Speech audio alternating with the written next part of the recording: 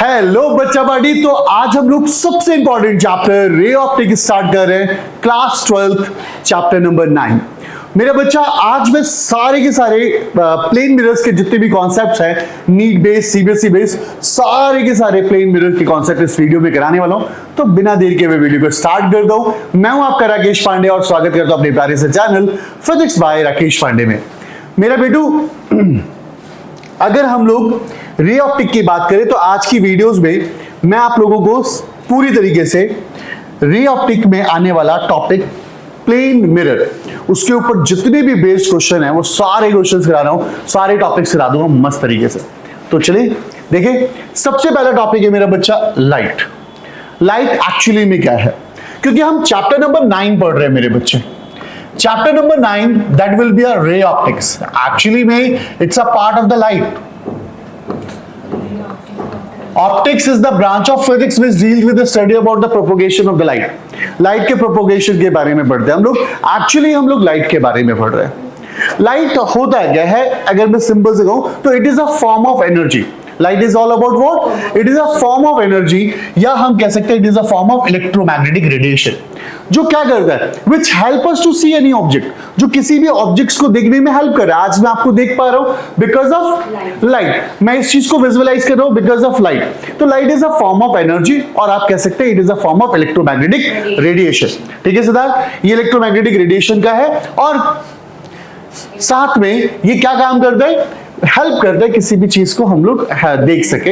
अच्छा, अगर हम स्पीड ऑफ लाइट की जनरल बात करें कि स्पीड ऑफ लाइट क्या होता है, तो स्पीड ऑफ लाइट क्या होता है, 3 × 10 की पावर 8 मीटर पर सेकेंड होता है।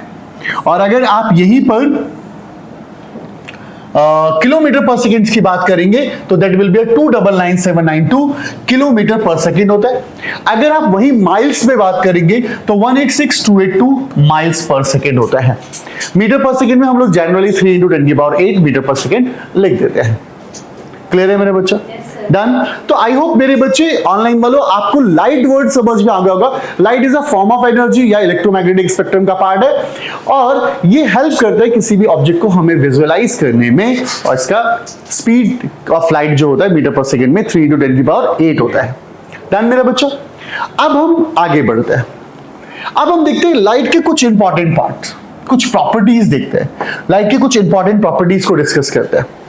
सबसे पहला इंपॉर्टेंट प्रॉपर्टी है that will be a reflection. Reflection पहली इंपॉर्टेंट प्रॉपर्टी है। मतलब रिफ्लेक्शन की बात करें तो लाइट का एक सरफेस से टकराना और टकराकर उसी मीडियम में वापस चले जाना। कहते हैं bouncing back of the light into the same medium. Same medium क्यों बोल रहा हूं? जिस मीडियम में, जैसे एग्जांपल एक बॉल लिया मैंने, बॉल को ऐसे मारा, बॉल ऐसे टप्पा खाया और इसी मीडियम में वापस आ गया। तो bouncing back of the light into the same medium are known as a reflection. उसे हम लोग रिफ्लेक्शन कहते हैं मेरे बच्चे। अब आता है रिफ्रैक्शन। रिफ्रैक्शन में क्या होता है, लाइट का एक मीडियम से दूसरे मीडियम के अंदर चले जाना। This is all about the refraction, या हम कहते हैं the bending of light when the light travel from one medium to another medium, जिसके बारे में हम आगे अभी पूरी विस्तार से कहानी पढ़ेंगे। बट आज हम पढ़ने वाले reflection by a plane mirror. अच्छा, ये भी एक प्रॉपर्टी है डिफ्रैक्शन। डिफ्रैक्शन भी एक प्रॉपर्टी है। Diffraction means what? Bending of light from a corner. अब bending of light from a corner क्या है? जैसे एग्जांपल, मान लीजिए आपने यहां पर एक ऑब्स्टिकल लगा दिया। अरे आपने यहां गत्ते लगा दिए, लकड़ियां लगा दी, यहां छोटा सा होल है और यहां से एक सोर्स है लाइट का। अब यहां से रोशनी निकल रही है। जब रोशनी निकलेगी तो आपको भी पता है जब लाइट फैलेगी तो लाइट कुछ ऐसे फैलेगी, ऐसे लाइट जाएगी। तो bending of light from the corner, light का कॉर्नर से मुड़ जाना क्या कहलाता है? डिफ्रैक्शन कहलाता है। इसके बाद आता है पोलराइजेशन। पोलराइजेशन का मतलब होता है लाइट जब बहुत ज्यादा स्कैटर्ड है, बहुत ज्यादा फैली हुई है, उस लाइट को एक पर्टिकुलर पॉइंट पर लेकर आना, स्कैटर्ड लाइट को एक पर्टिकुलर पॉइंट पर लेकर आना, एक पर्टिकुलर डायरेक्शन में भेजना, this is called polarization means what मेरा बच्चा, एक एग्जांपल लेते हैं। हम लोगों ने कॉन्वेक्स लेंस लेके सनलाइट को क्या करते हैं, एक जगह फोकस कर देते हैं और पीस ऑफ पेपर को जला देते हैं। This is called polarization. एक पर्टिकुलर दिशा में लेजर लाइट दिखा आपने, एक पर्टिकुलर रे में जाती है, this is called polarization. Light का एक पर्टिकुलर डायरेक्शन में जाना। तो हमने देखा यार लाइट की कुछ इंपॉर्टेंट प्रॉपर्टीज है, जिसके अंदर हमने पहली प्रॉपर्टी देखी क्या, रिफ्लेक्शन देखा, रिफ्रैक्शन देखा, डिफ्रैक्शन देखा और पोलराइजेशन देखा। आई होप यहां तक बात समझ में आई। मुझे नहीं लगता कि कोई प्रॉब्लम होगी। अब हम आगे बढ़ते हैं। यहां आपको बच्चा दिख रहा है एंड अब हम बात कर रहे हैं रिफ्लेक्शन। टॉपिक ही आज हमारा रिफ्लेक्शन है। आज की पूरी क्लास डेडिकेटेड टू रिफ्लेक्शन है। तो रिफ्लेक्शन की अगर मैं बात करूं कि what do you mean by reflection, तो रिफ्लेक्शन होता है वही bouncing back of the light into the same medium are known as a, देखिए ना मेरे बच्चे, ये हमारी क्या है, ये हमारी इंसिडेंट रे, हमने इसे इंसिडेंट रे ऐसे आई लाइट और ऐसे करके टकरा के निकल के, ये हमारी रिफ्लेक्टेड रे है।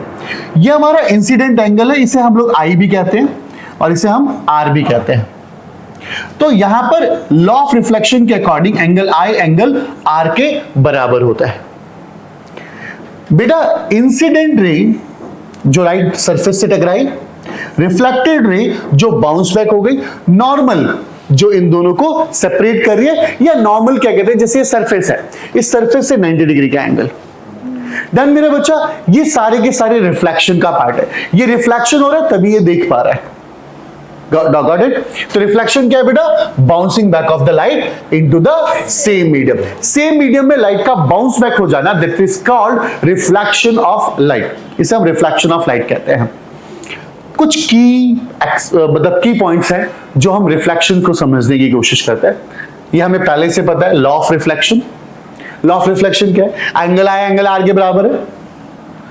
अरे एंगल आई एंगल आर के बराबर है, थीटा 1 थीटा 2 के बराबर है। या हम कह सकते हैं इंसिडेंट रे, रिफ्लेक्टेड रे और normal all lie on a same plane. ये सारे के सारे सेम प्लेन पे एक्ट कर रहे हैं। ये इंसिडेंट रे है, ये रिफ्लेक्टेड रे है और ये नॉर्मल है, ये सब एक ही प्लेन पर एक्ट कर रहे हैं। तो मेरे बच्चे ये कुछ बेसिक्स थे जो रिफ्लेक्शन से रिलेटेड थे।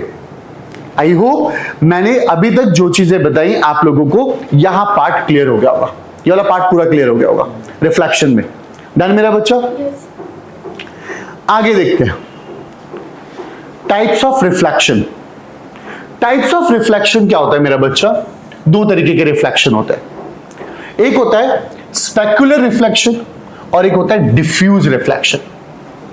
अब स्पेक्युलर रिफ्लेक्शन क्या होता है बेटा, अगर स्पेक्युलर रिफ्लेक्शन की बात करें तो जब आपकी इमेज बिल्कुल क्लियर बन रही है तो स्पेक्युलर रिफ्लेक्शन है, और डिफ्यूज इमेजेस बन रही है, अगर मतलब इमेज क्लियर नहीं आ रही तो उसे डिफ्यूज रिफ्लेक्शन कहते हैं। जैसे एग्जांपल, अगर रिफ्लेक्शन किसी प्लेन सरफेस से हो रहा है, शाइनिंग सरफेस से हो रहा है, तो आपकी इमेज बिल्कुल क्रिस्टल क्लियर दिखेगी। जैसे आप प्लेन मिरर में अपने आप को देखते हैं तो वो कौन सा होता है, स्पेक्युलर रिफ्लेक्शन होता है। इस रिफ्लेक्शन का नाम है स्पेक्युलर रिफ्लेक्शन। मान दो phenomena is all about what, phenomena क्या है, रिफ्लेक्शन। बट कौन सा reflection, that is called specular reflection.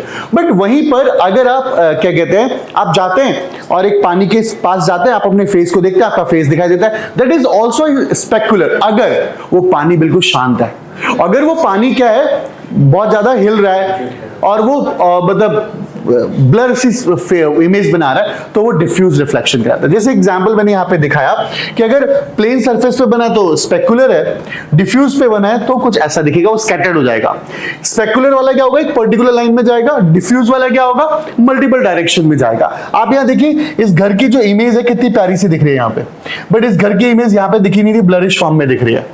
तो this is all about the specular reflection और डिफ्यूज रिफ्लेक्शन। तो डेफिनेशन देख ले एक बार, इस तरीके का रिफ्लेक्शन अकर होता है स्मूथ सरफेस पे, शाइनिंग सरफेस पे, और क्या होता है पर्टिकुलर काम वाटर पे होता है, और पर्टिकुलर एक सिंगल डायरेक्शन में लाइट जाती है। बट वहीं पे डिफ्यूज की बात अगर करें हम लोग तो ये रफ सरफेस पर होता है, और पानी जो होता है वो बहुत मोशन वाला हो, उसके अंदर देखने को मिलता है। आई होप क्लियर हो गया होगा मेरे बच्चे। अब स्टार्ट कर रहे हैं हम लोग plane mirror. Now I am going to start plane mirror. अगर मैं प्लेन मिरर की बात कर रहा हूं मेरे बच्चे कि प्लेन मिरर क्या है, अगर मैं प्लेन मिरर की डिस्कशन में करूं तो प्लेन मिरर में आपको एक चीज समझने की कोशिश करनी है मेरे बच्चे कि प्लेन मिरर क्या है, एक फ्लैट सा सरफेस होता है जिसका reflective surface that produce a clear upright images, clear image बनाती है, अपराइट इमेज बनाती है, सीधी इमेज बनाती है of object place in front of it. जब भी हम ऑब्जेक्ट उसके सामने रखते हैं, when light ray hit the surface of the plane mirror they reflect according to the law of reflection. अगर हिट करती है सरफेस पे तो लॉ ऑफ रिफ्लेक्शन के अकॉर्डिंग काम करती है।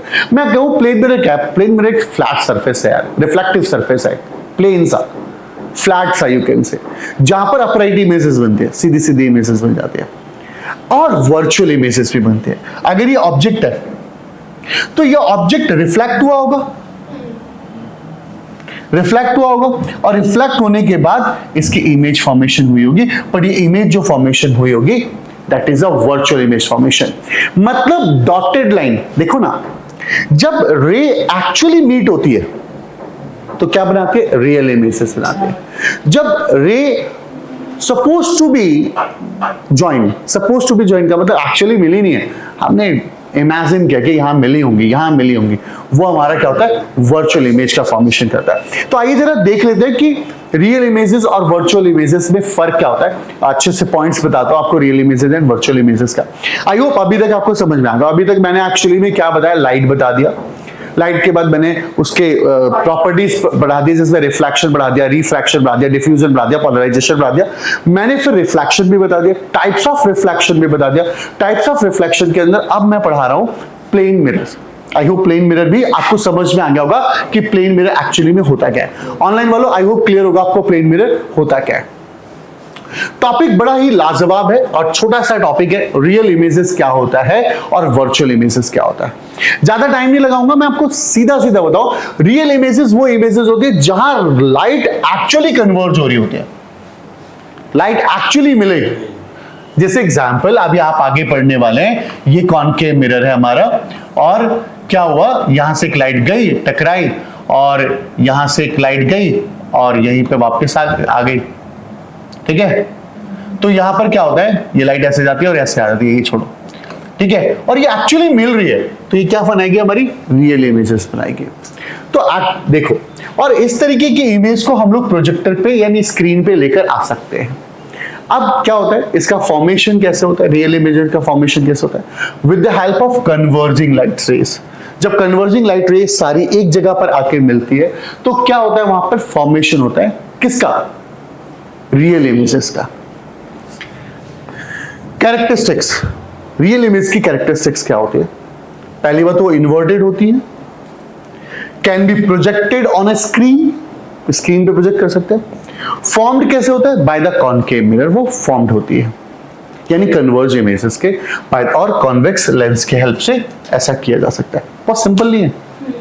अब यार देखो, अगर मैं वर्चुअल इमेजेस की बात करूं, मतलब एक्चुअली लाइट रेज मिली नहीं, अपीयर्स टू बी क्या मतलब कि कहीं जाकर अपीयर हो रही है, मिल जाएंगे, मतलब एक्चुअल क्या उनसे होती है, वो डाइवर्जेंस रेज होती हैं, वो डाइवर्जेंस रेज होते हैं। उन डाइवर्जेंस रे को एक्चुअली में क्या होता है, but they do not actually meet, this image can be projected on to a screen, can not be projected on to the screen.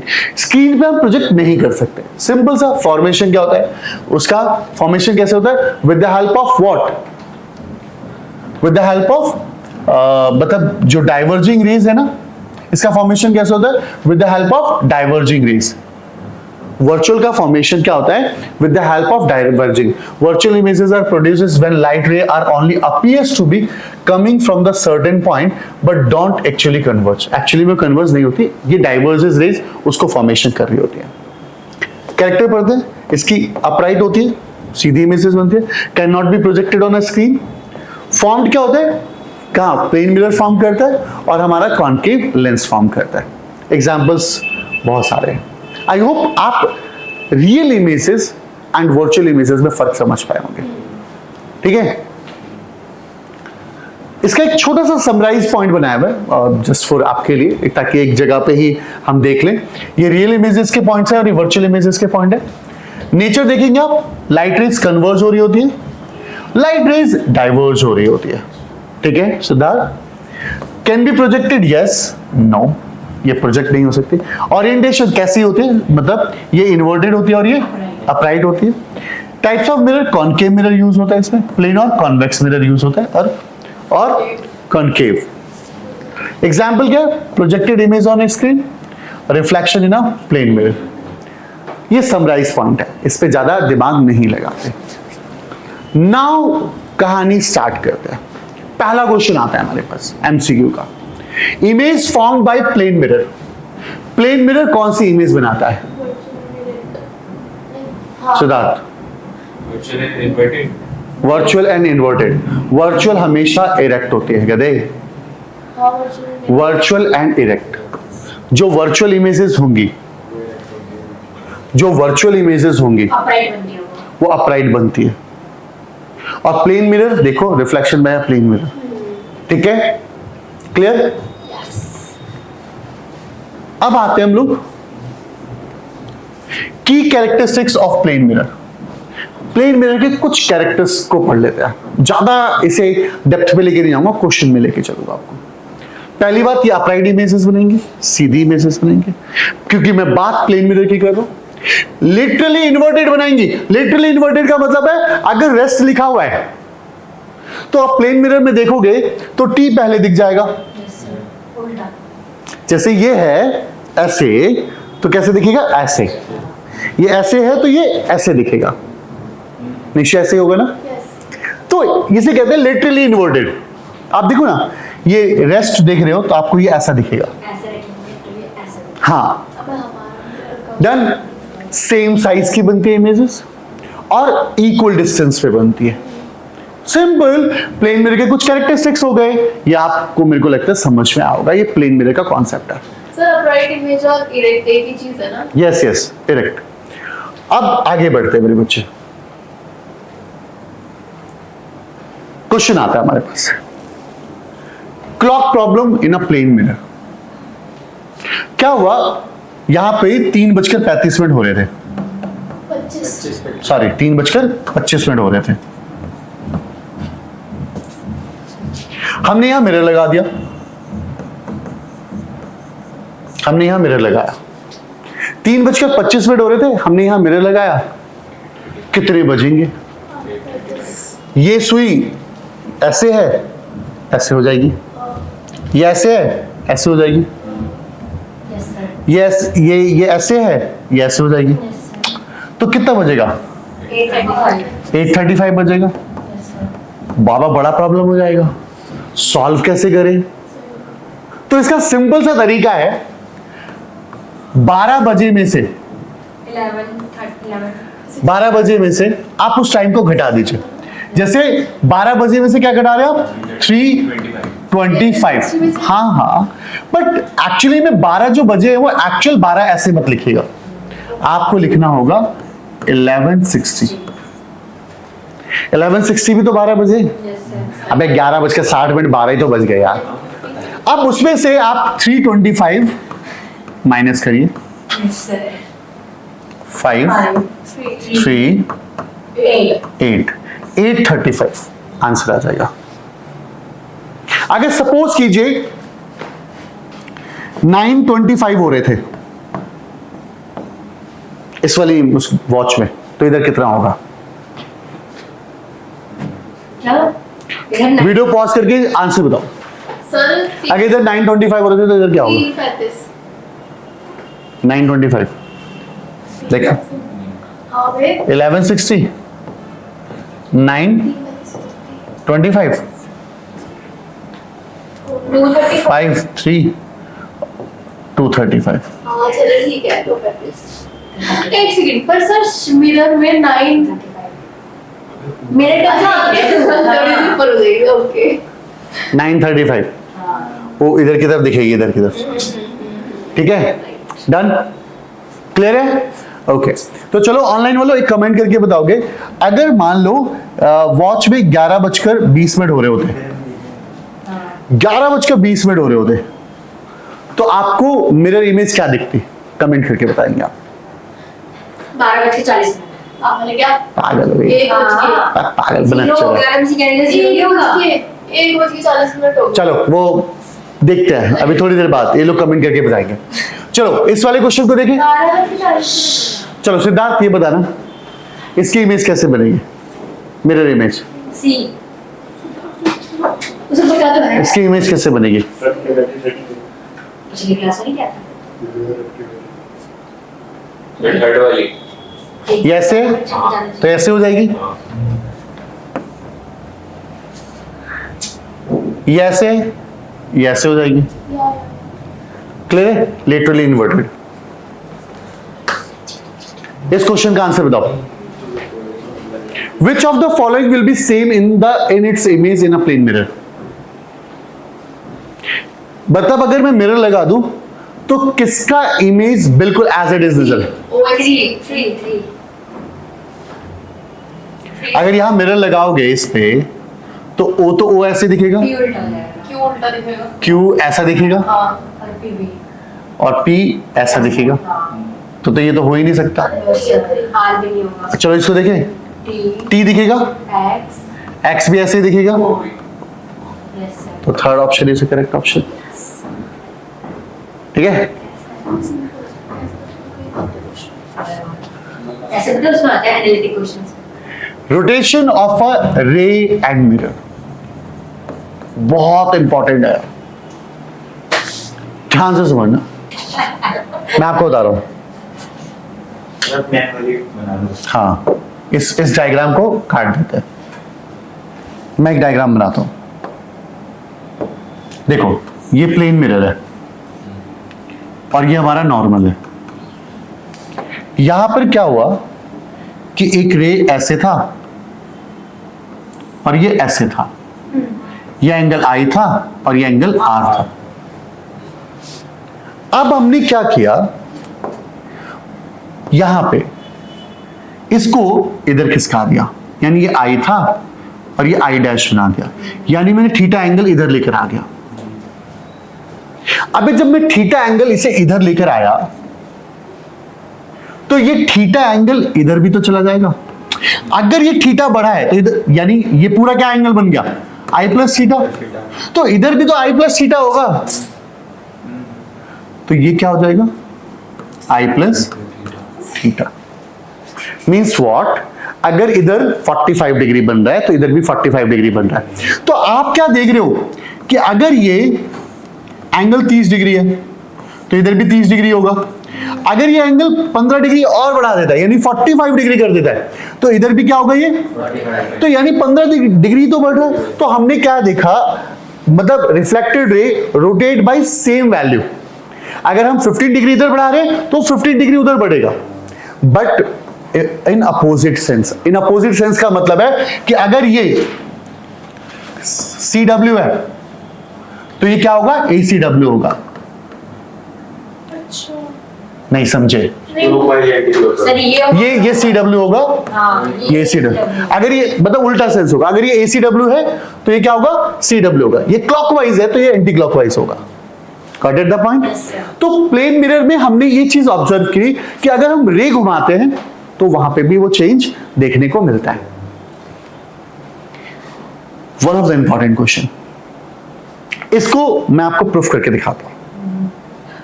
Clear है यहां तक? ध्यान देना बस, हम 17 स्लाइड पे पहुंच गए बस। ठीक है, बस 12 स्लाइड्स और रह गई है। आप ध्यान से सुनना बेटा, ये एक प्लेन मिरर है, ये प्लेन मिरर है और ये प्लेन मिरर पे ना नॉर्मल ये है, ये नॉर्मल है मेरे बच्चे, प्लीज क्वेश्चन ध्यान से सुनना। ये नॉर्मल है। अब क्या हुआ कि मैं एक रे को ऐसे लेकर आता हूं और ऐसे लेके चला जाता हूं। ये एंगल आई है और ये भी एंगल आई है, आई और आर बराबर है। बस ध्यान से सुनना, मैंने क्या किया, मैंने मिरर को घुमा दिया, ट्विस्ट कर दिया। मतलब ये एक्चुअल इंसिडेंट रे उसे वैसे रहने दिया, ये इंसिडेंट रे ऐसे ही रहने दिया, बट मैंने इस बार रे नहीं घुमाई, इस बार मैंने मिरर घुमा दिया। देखो मिरर को मैंने थीटा एंगल घुमा दिया, मैंने थीटा एंगल घुमा दिया।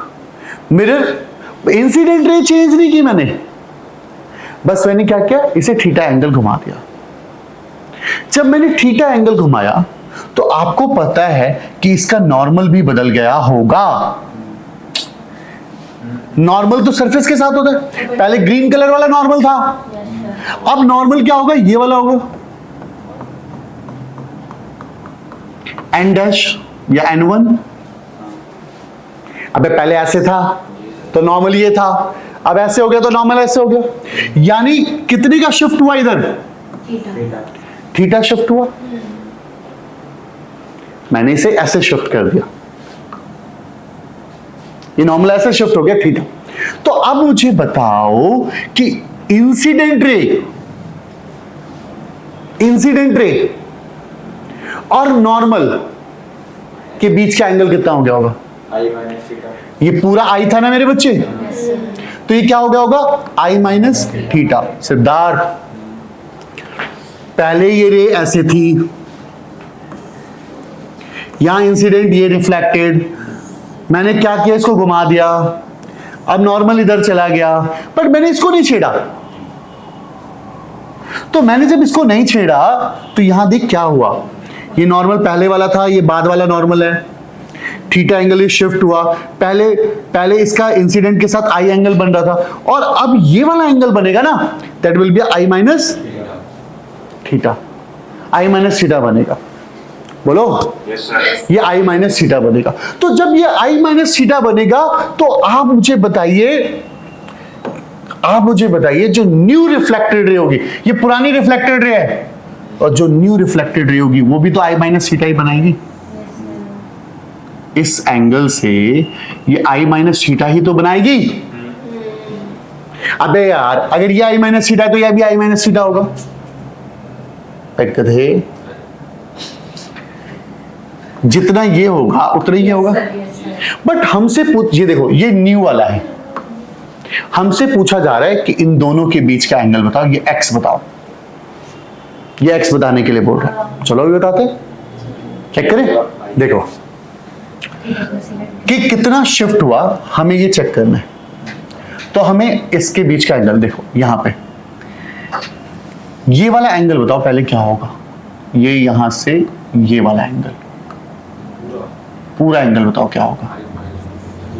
I था. ये देखो, ये यहां से यहां तक आई था और ये थीटा था, तो ये आई प्लस थीटा होगा। यहां से देख, यहां से यहां तक आई था और ये थीटा एंगल शिफ्ट हुआ, तो ये पूरा कितना हो गया, और तुझे चाहिए क्या, ये एक्स चाहिए, तुझे बस ये एक्स चाहिए यहां से यहां तक, यहां से ये वाला एंगल चाहिए एक्स। ये थोड़ा आगे बढ़ गया, ब्लैक कलर नहीं होता,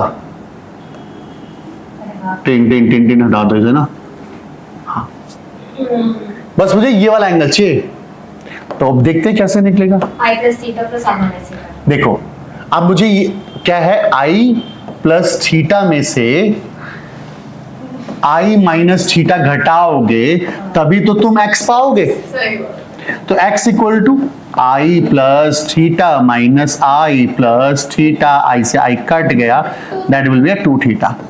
सिद्धार्थ तेरे लिए बताऊं, दिमाग मत लगा, कोई है नहीं वो, तो पता क्या कर, जब मिरर रोटेट होगा तो 2 थीटा का डिफ्लेक्शन होगा, बस मिरर डिफ्लेक्ट होगा तो 2 थीटा का डिफ्लेक्शन होगा, हाँ चाहे किधर की तरफ हो। और एक चीज और, सेम सेंस में होगा, मतलब अगर क्लॉकवाइज घूम रहा होगा तो वो भी क्लॉकवाइज घूमेगा, ये एंटी क्लॉक घूमेगा तो वो भी एंटी क्लॉकवाइज घूमेगा। बट अगर आप नहीं आए समझ में तो दोबारा बता दूं, क्लियर है? आप सुनो,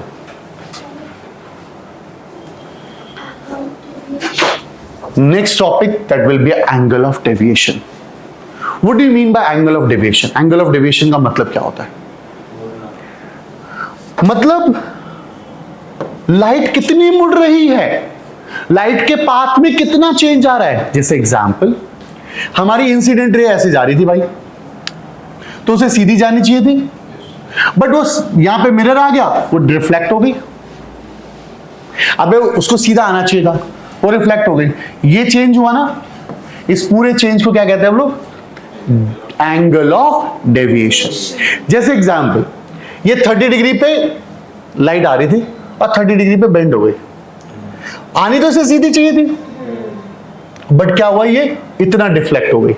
ये इसका इमर्जेंट है या इनिशियल डायरेक्शन कह रहे हैं आप, इनिशियल डायरेक्शन कह लीजिए, और ये हमारी फाइनल डायरेक्शन है। तो ये टोटल डेविएशन देखने को मिला, वो जो भी है, अभी एंगल्स की हम बात कर लेंगे, टोटल डेविएशन ये देखने को मिला। क्लियर है यहां तक? कोई दिक्कत, कोई परेशानी?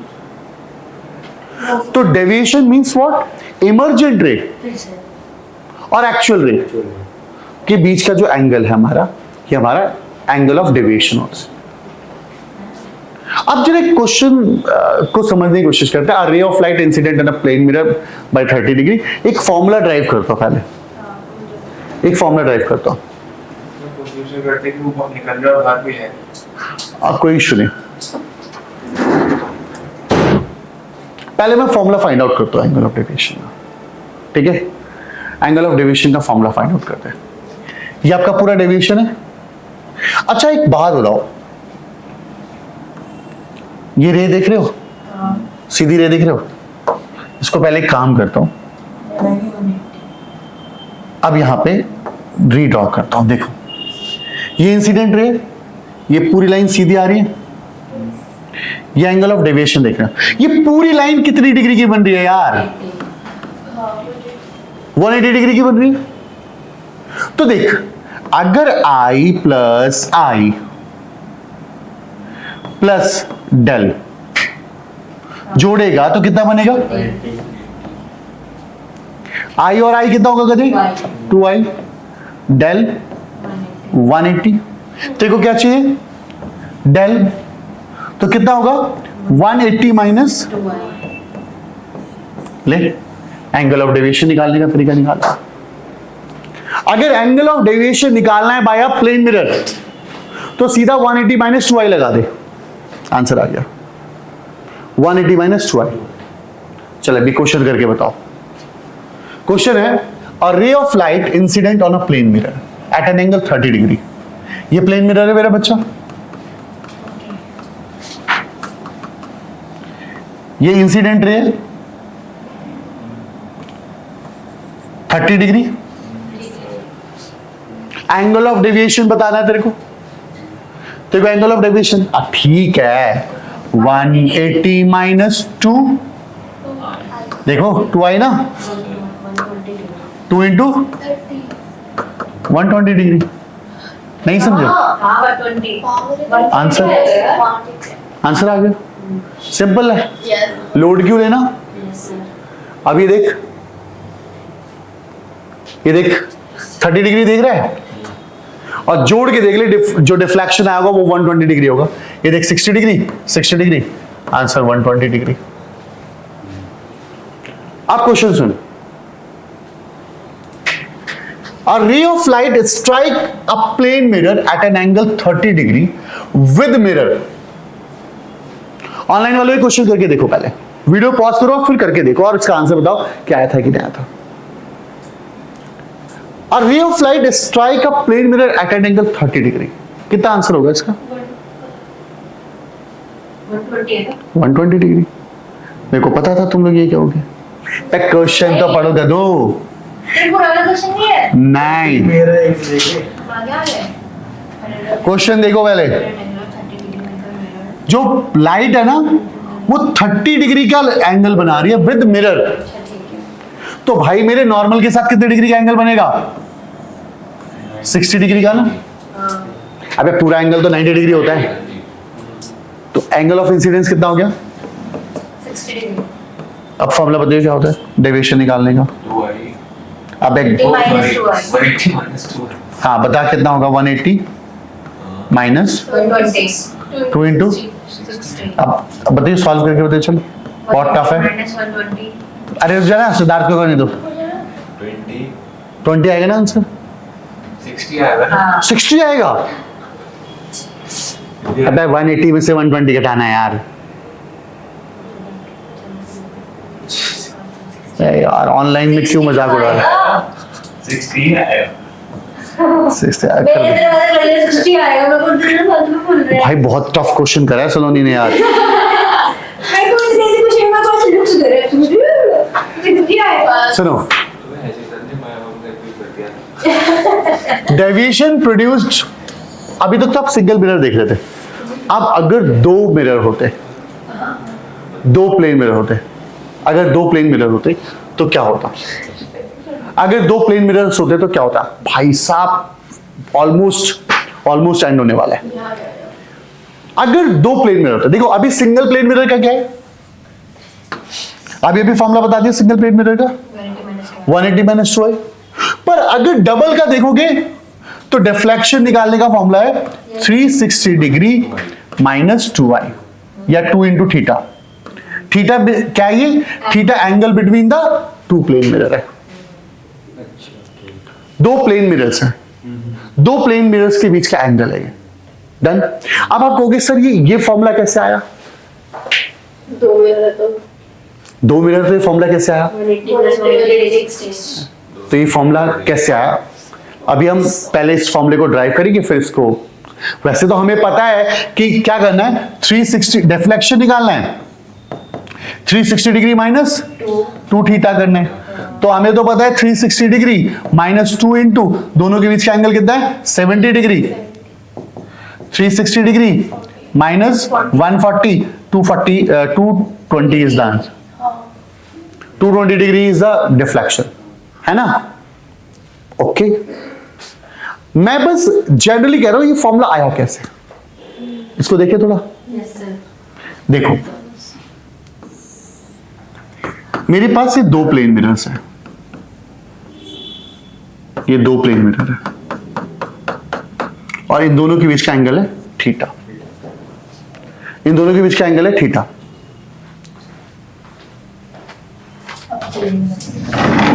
दस मिनट रह गया, 10 मिनट का शूट रह गया।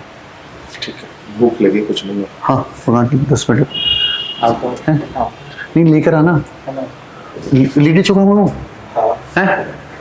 लिट्टी चोखा ले आ। ये ले सुन, मैं पेटीएम कर रहा हूँ देखो, ठीक है आ रहा हूँ भैया 10 मिनट में।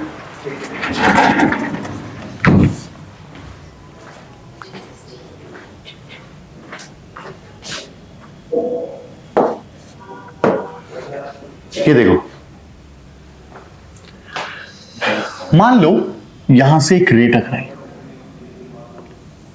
फिर वो ऐसे निकलेगी। जब वो यहां से रे टकराई तो ये तो नॉर्मल ऐसे बनेगा ना, तो ये एंगल अगर ये अगर आई मान लेते, आई मान ले या अल्फा मान लेते, तो ये भी एंगल अल्फा होगा, ये भी एंगल अल्फा होगा। अबे आई मान ले यार, क्यों ऐसा लुक दे रहा है तो? ठीक है अब ये देख, यहां से फिर ये जाएगा ऐसे, यस सर। ऐसे गया, ऐसे गया, ऐसे गया। अब यहां पे एक नॉर्मल ड्रॉ कर ले, वापस से वैसे चली जाएगी। इसे बीटा मान ले, तो ये भी बीटा होगा, ये भी बीटा होगा। अब हमें निकालना है डिफ्लेक्शन, डिफ्लेक्शन कितने का होगा। बट एक चीज बता मुझे सबसे पहले, डिफ्लेक्शन निकालने से पहले, कि मुझे सिंपल से टर्म्स में बता, ये वाला एंगल कितना बनेगा? कौन सा सर? ये वाला एंगल, ये बॉटम, ये अल्फा है सर। या ये हाँ 90 माइनस अल्फा, 90 माइनस अल्फा हो जाएगा। वो भी 90 माइनस अल्फा होगा। ये 90 माइनस बीटा, बीटा हो जाएगा। ये 90 माइनस अल्फा हो जाएगा, ये 90 माइनस बीटा। बीटा हो जाएगा। ओके अब एक चीज देखना, एक ट्रायंगल दिख रहा है तुम्हें, यस सर। ये एंगल कितना दिख रहा है? थीटा। ये क्या दिख रहा है? 90 माइनस अल्फा। अल्फा, ये क्या दिख रहा है? 90 माइनस बीटा। अगर ट्रायंगल के तीनों एंगल्स को जोड़ दूं 360, तो क्या बनेगा? 360, बे 180 बनेगा पागल, यानी थीटा को 90 माइनस अल्फा को, नहीं बोला था। ओ पागलो किधर देखो, 360 बोलो ना 90 माइनस अल्फा और 90 माइनस बीटा, इन सबको जोड़ दूं तो क्या ये 180 डिग्री बनेगा। Yes, sir. ओके, अब ये देख, theta plus 90 90 180 minus common alpha plus beta equal to 180। मैं ये प्रूफ करने जा रहा हूं कि ये फॉर्मूला आया कैसे। अब ये 180 से 180 कट गया, तो मैंने देखा थीटा इक्वल टू क्या है, अल्फा प्लस बीटा।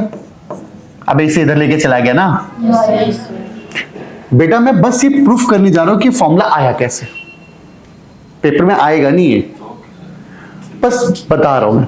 अब सुनो, देखो ना, यहां दो मिरर है, मैंने एक मिरर का डिफ्लेक्शन ऑलरेडी समझा दिया, तो टोटल डिफ्लेक्शन क्या होगा, del equal to del 1 plus del 2।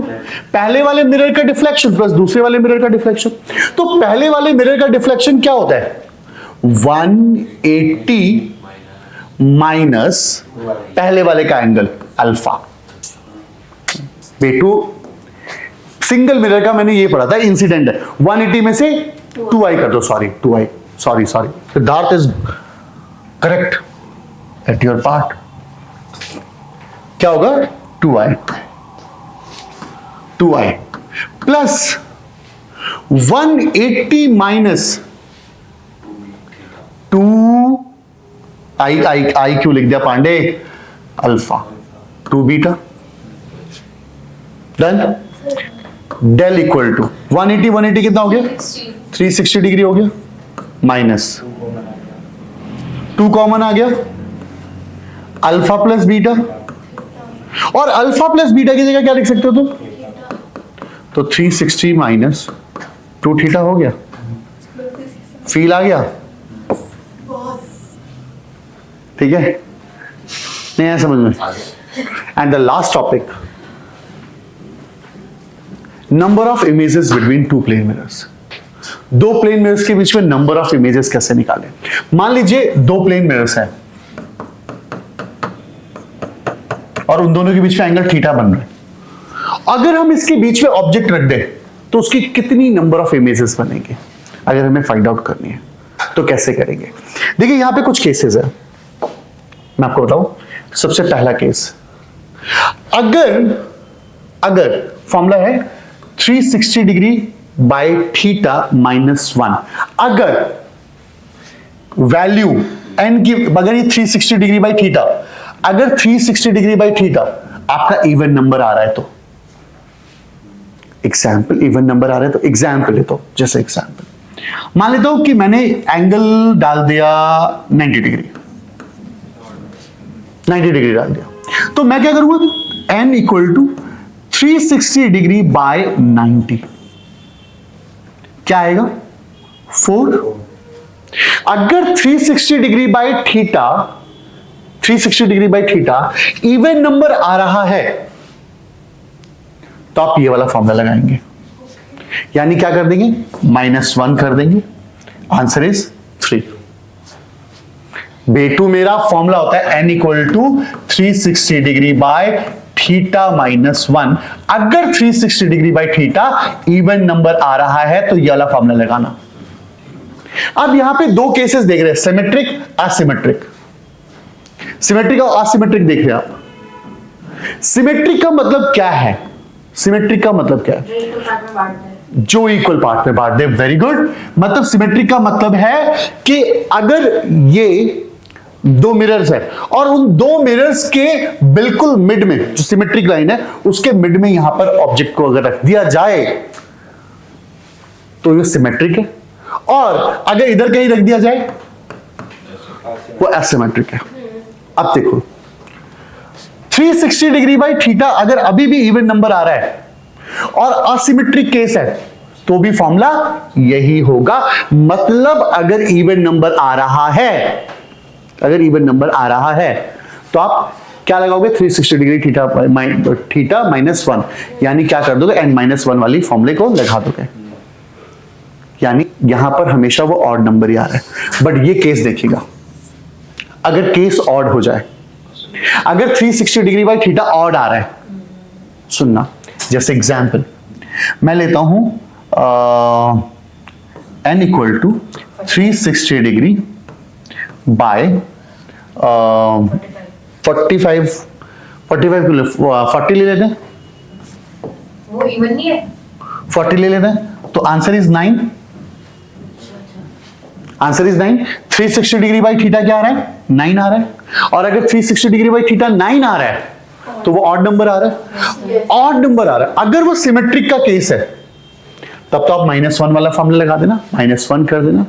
और अगर असिमेट्रिक आ रहा है तो उसे ऐसे छोड़ देना। अब समझना मेरी बात को, पेपर में अब समझना, नहीं आया समझ में? अब यहां देखो क्वेश्चन, ये तो क्वेश्चन है बस। How many images will be formed if a point light source place between two parallel plane mirrors? कितने नंबर ऑफ इमेजेस बनेंगे जब दो प्लेन मिरर्स हैं? हाँ, पैरेलल प्लेन्स, मतलब ये दो हैं और यहां पर मैं क्या करूं? ऑब्जेक्ट को प्लेस कर दूं। अबे थीटा कितने डिग्री बन रहा है? 0 डिग्री बन रहा है। तो n equal to what? 360 degree by 0। n is what? Infinite. किसी को 0 से डिवाइड करो तो इनफाइनाइट आएगा। Next question, total number of images form by two mirrors inclined at 120 degree asymmetric, यानी 360 degree, n equal to 360 degree by 120, कितना आ रहा है? 3 आया। ये ऑड नंबर आया। और अगर ऑड नंबर आ रहा है और असिमेट्रिक है तो ऐसे ही छोड़ दो, यानी आंसर इज 3। Answer is 3। समझ में आ रहा है? स्कूल में भी क्वेश्चन नहीं कराए होंगे ऐसे।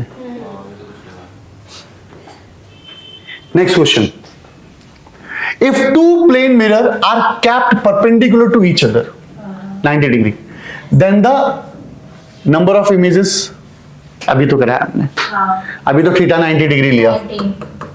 अगर थीटा 90 लग रहा है तो n equal to 360 degree by 90। ये इवन का केस है तो -1 वाला लगाओ, तो आंसर इज 3। समझ में आया?